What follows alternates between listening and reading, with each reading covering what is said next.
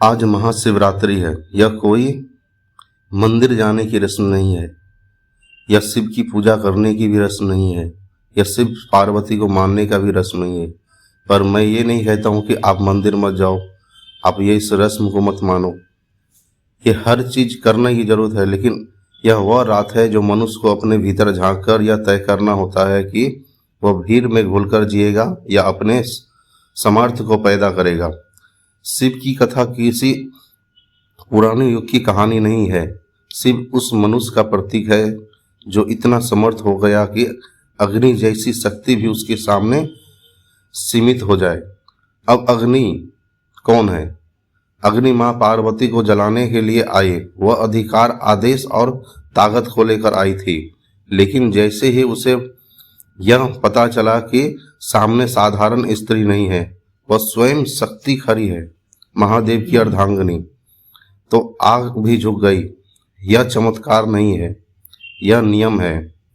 जहां सामर्थ्य खड़ा होता है वहां ताकत को अपनी सीमा समझ आ जाती है। प्रकृति हर नियम से बांधी हुई है।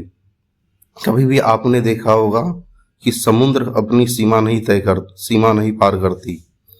आपने कईयों बार देखा होगा कि हवा अपनी सीमा पार नहीं करती, अग्नि अपनी सीमा पार नहीं करती, पर मनुष्य आज भी अपनी सीमा पार कर जाती है।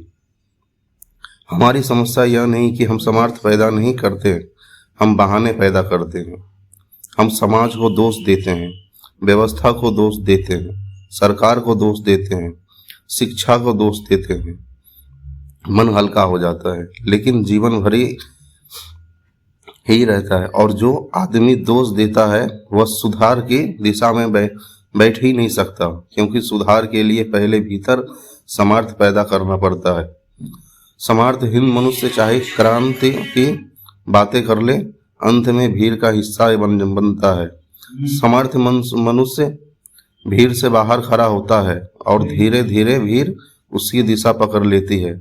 यही बात आचार्य कईयों ऋषि मुनि ने कहा है। दुनिया में सबसे पावरफुल देश में जाकर अपने शहर बसाना यह समर्थ है।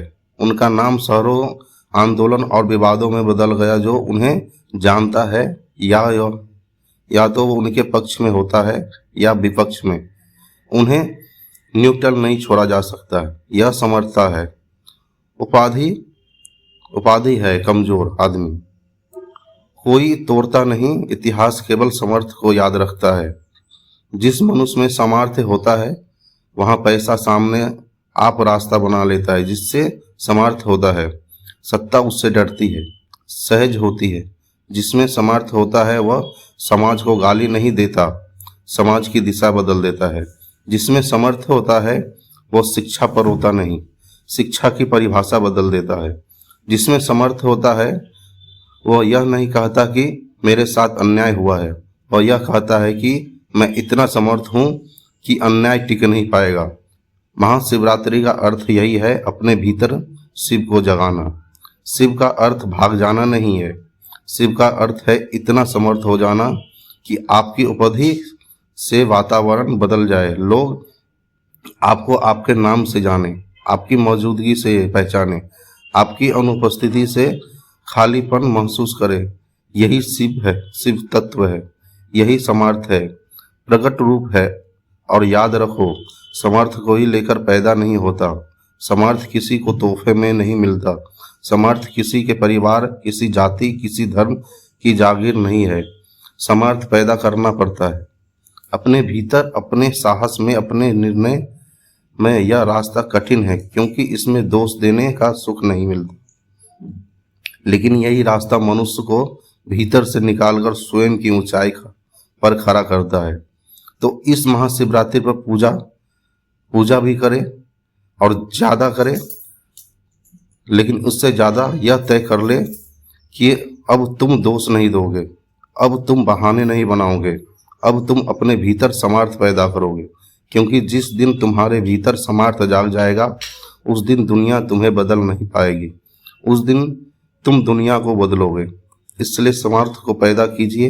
दुनिया में कोई भी आपके जैसा नहीं है।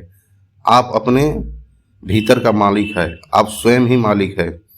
ये वीडियो देख के अगर आप स्वयं को बदलना चाहते हैं, स्वयं को शिव के जैसा आदर्श पे चलना चाहते हैं, और अगर आपको वीडियो अच्छा लगा हो तो लाइक कीजिए, शेयर कीजिए। फिर मिलते हैं एक नई वीडियो।